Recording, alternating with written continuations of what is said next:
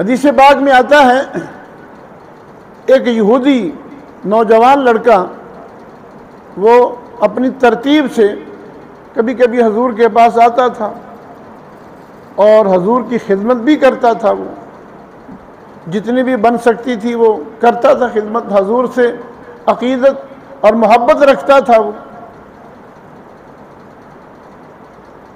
کچھ دن گزر گئے، وہ حضور کی خدمت میں نہیں آیا، تو حضور صلی اللہ علیہ وسلم نے پوچھا کہ بھائی وہ فلاں نوجوان لڑکا یہودی وہ کبھی کبھی آتا تھا، اب کئی دن ہو گئے دیکھا نہیں اس کو پتہ کریں۔ صحابہ کرام نے عرض کیا رسول اللہ ٹھیک ہے پتہ کرتے ہیں اس کا۔ تو معلومات کرنے سے، پتہ کرنے سے یہ معلوم ہوا کہ وہ بیمار ہیں۔ اللہ کے نبی کو بتایا کہ یا رسول اللہ وہ لڑکا جو ہے نا وہ بیمار ہے، کئی دن سے وہ بیمار ہے۔ حضور نے صحابہ کرام کو فرمایا کہ چلو اس کی تیمارداری کر کے آئیں۔ اللہ کے نبی تو غیروں کی بھی، غیر مسلموں کی بھی جا کے تیمارداری کرتے تھے، اور آج ہمیں اپنوں کی تیمارداری کا ٹائم نہیں ملتا۔ حدیث میں آتا ہے کہ جو آدمی صبح کسی کی تیمارداری کرنے جائیں تو شام تک 70,000 فرشتے تیمارداری کرنے والے کی مغفرت کی دعا کرتے رہتے ہیں، اور اگر شام کو جائے تو 70,000 فرشتے صبح تک اس کی مغفرت کی دعا کرتے رہتے ہیں، اور اللہ تعالیٰ ایک محل جنت میں اس کے لیے تعمیر کر دیتے ہیں۔ کتنی بڑی بات ہے۔ کئی لوگ کہتے ہیں جی میں بھی تو بیمار ہوا تھا، میرا تو پتہ کرنے نہیں آیا تھا، میں کیوں جاؤں؟ بھئی اس کو جو ہے اس محل نہیں چاہیے تھا، یا اس کو 70,000 فرشتوں کی دعائیں نہیں چاہیے تھیں۔ تمہیں اگر دعائیں چاہیے تو تم جاؤ، جا کے یہ نہیں کہ زیادہ دیر بیٹھو، بس خیریت معلوم کرو، بیٹھو دعا سلام کرو، اس کو تسلی دو، دعا کرو اس کے لیے اور آ جاؤ اٹھ کے۔ کئی لوگ یہ بھی سمجھتے ہیں کہ تیمارداری کرنے جائیں تو کچھ ہدیہ بھی لے کے جانا چاہیے، کوئی فروٹ فراٹ یا کوئی مٹھائی کے لے کے جانی چاہیے، خالی ہاتھ نہیں جانا چاہیے۔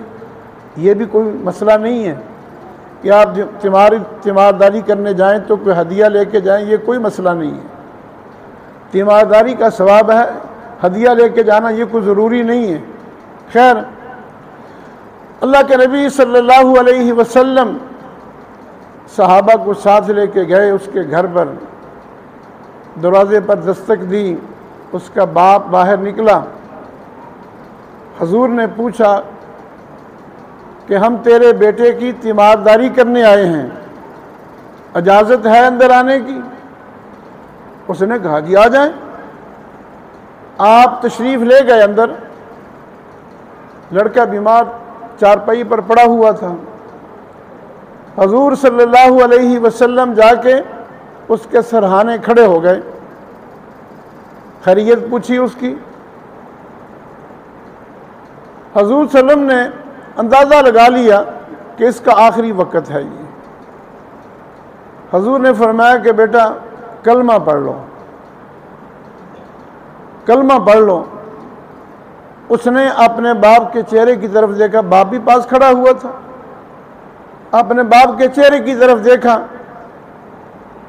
تو باپ نے بھی، وہ بھی سمجھ گیا کہ میرا بیٹا جو ہے وہ سوالیہ نظروں سے مجھے دیکھ رہا ہے، تو باپ نے کہہ دیا کہ بیٹا ابو القاسم جو کہتے ہیں نا وہ کر لو۔ حضور کا لقب تھا ابو القاسم، آپ کے بیٹے کا نام تھا قاسم، تو اس کی وجہ سے آپ نے اپنا لقب رکھا تھا ابو القاسم۔ تو اس لڑکے کے باپ نے کہا کہ بیٹا ابو القاسم کی بات کو مان لو۔ بس وہ باپ کے کہنے کی دیر تھی کہ لڑکے نے فوراً کلمہ پڑھا، اشہد ان لا الہ الا اللہ واشہد ان محمدًا عبدہ ورسولہ۔ ایمان اندر گیا، کلمہ پڑھا تو ایمان اس کے اندر گیا اور روح اس کی باہر نکل گئی، روح جسم سے پرواز کر گئی۔ حضور پاک صلی اللہ علیہ وسلم بڑے خوش ہوئے اور صحابہ کرام کو فرمایا کہ آج ایک میرا نوجوان امتی جہنم میں جانے سے بچ گیا، جنت کا مستحق بن گیا۔ اب اس نے کوئی عمل نہیں کیا، نہ کوئی نماز پڑھی ہے، نہ روزے رکھے ہیں، نہ حج کیا ہے، نہ زکوٰۃ دی ہے، کوئی عمل نہیں کیا، صرف ایمان اندر گیا ہے، اس کے ایمان قبول کیا ہے، تو اللہ تعالیٰ نے اس پر جنت کو واجب کر دیا، اس کے سارے گناہوں کو اللہ نے معاف کر دیا ایمان کی برکت سے۔